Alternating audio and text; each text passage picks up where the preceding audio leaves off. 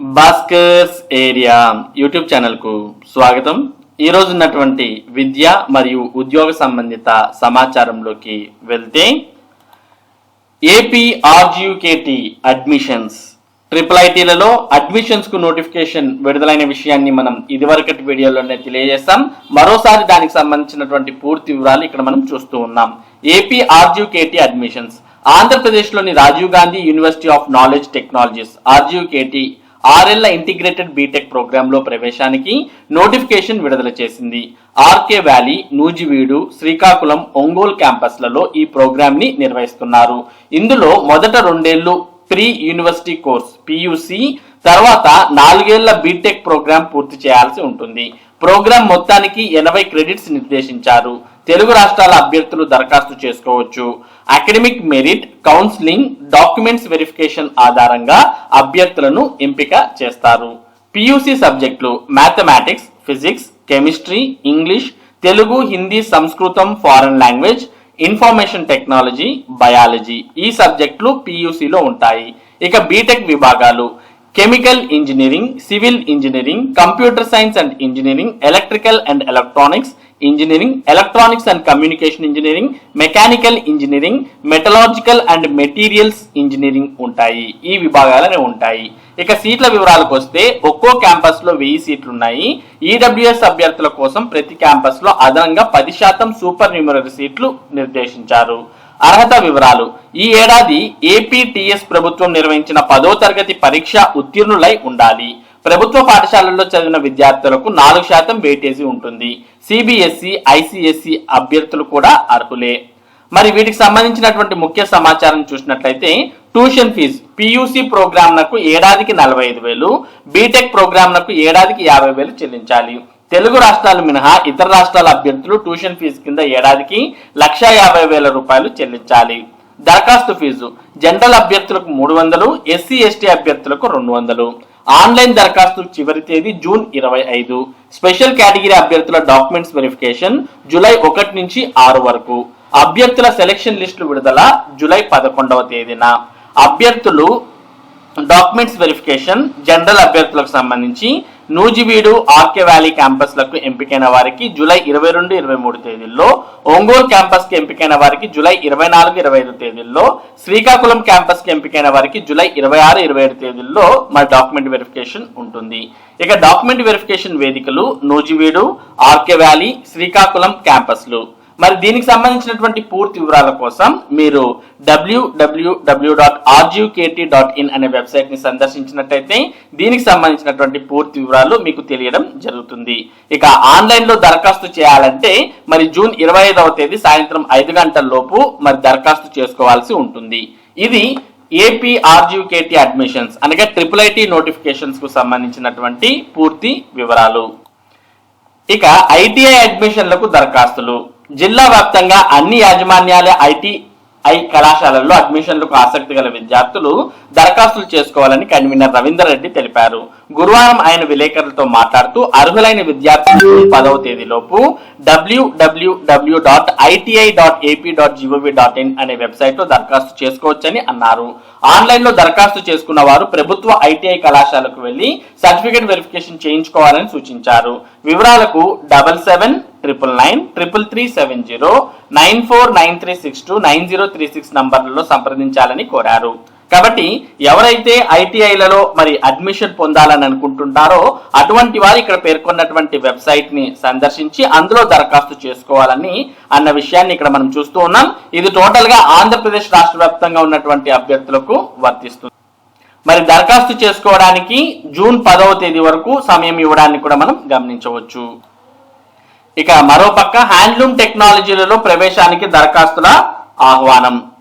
Indian institute of handloom technology Venkatagiri, Tirupati జిల్లాలో diploma కోర్సుల్లో ప్రవేశాలకు దరఖాస్తులు ఆహ్వానిస్తున్నట్టు జిల్లా హ్యాండ్లూమ్స్ టెక్స్టైల్ అధికారి శ్రీదేవి ఒక ప్రకటనలో తెలిపారు. ఈ సందర్భంగా ఆమె మాట్లాడుతూ Indian institute of handloom technology Venkatagiri, Tirupati జిల్లాలో 53 సీట్లకు, తమిళనాడులోని సేలంలో 12 సీట్లకు, కర్ణాటకలోని గదగ్లో 5 సీట్లకు 3 సంవత్సరాల కోర్సులో ప్రవేశానికి ఈ నెల 1వ తేదీ నుంచి జూన్ 1వ తేదీ వరకు దరఖాస్తులు ఆహ్వానిస్తున్నట్టు తెలిపారు. దరఖాస్తు చేసుకునే వారు 10వ తరగతి లేదా తత్సమాన పరీక్షల్లో ఉత్తీర్ణులై ఉండాలి. వయసు జూలై 1 నాటికి బీసీ లేదా జనరల్ కేటగిరీ వారు 15 నుంచి 23 ఏళ్లు, షెడ్యూల్డ్ కులాలు షెడ్యూల్డ్ తెగల వారికి 25 ఏళ్లు మించకుండా ఉండాలి. Intermediate MPC, intermediate textiles, ITI కోర్సుల్లో ఏదైనా ఒక దానిలో ఉత్తీర్ణులైన వారికి నేరుగా డిహెచ్టిటి కోర్సుల్లో 2వ సంవత్సరానికి దరఖాస్తు చేసుకోవచ్చని అన్నారు. మరిన్ని వివరాలకు 9399936872, 9866169908, 9010243054 నంబర్లను సంప్రదించాలని పేర్కొన్నారు. ఇక ఏపీలో ముగిసిన పోస్టల్ బ్యాలెట్ ఓటింగ్, రికార్డు స్థాయిలో పోలింగ్.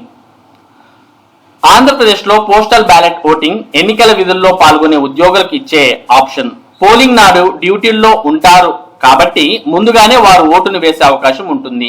అయితే ఈసారి ఏపీలో ఎక్కువ సంఖ్యలో ఉద్యోగులు పోస్టల్ బ్యాలెట్ కు దరఖాస్తు చేసుకున్నారు. అందుకు అనుగుణంగా పోస్టల్ బ్యాలెట్ ను రికార్డు స్థాయిలో పోలింగ్ జరిగింది.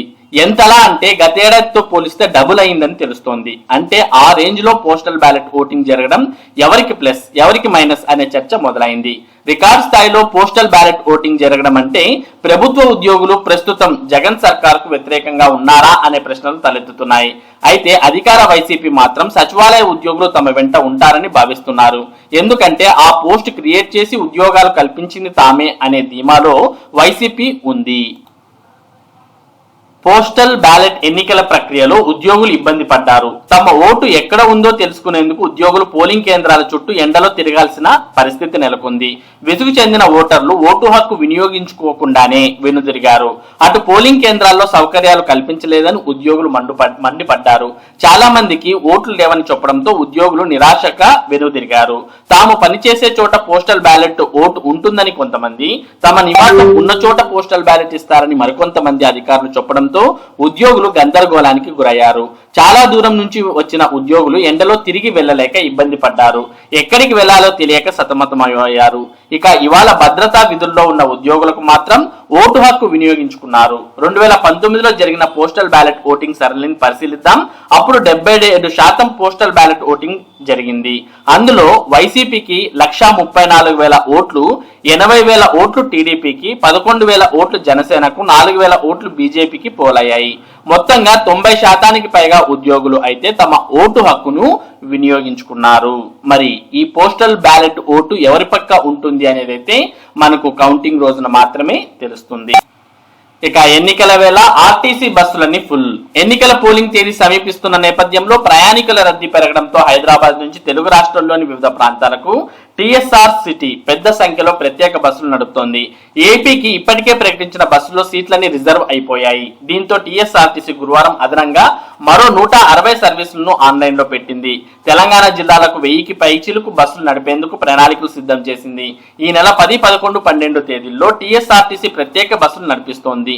ఈ 3 రోజుల్లో తెలంగాణ జిల్లాలకు 1400 సర్వీసులను సిద్ధం చేస్తున్నట్టు ఆర్టీసీ అధికారి ఒకరు ఈనాడుకు తెలిపారు.